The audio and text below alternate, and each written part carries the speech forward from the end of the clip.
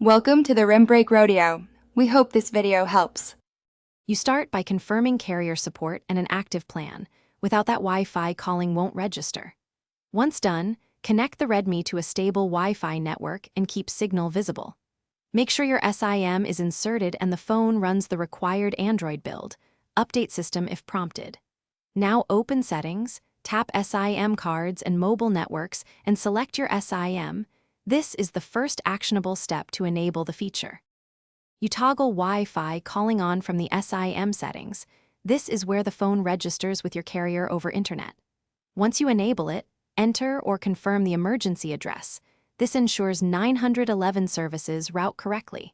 If you see any carrier prompts, follow them. Sometimes a reboot is required to finalize provisioning. Make sure the preferred network type is set and that Wi-Fi has internet access. Otherwise, the registration will fail. You finish by placing a test call and verifying the on-call indicator shows Wi-Fi. This confirms success.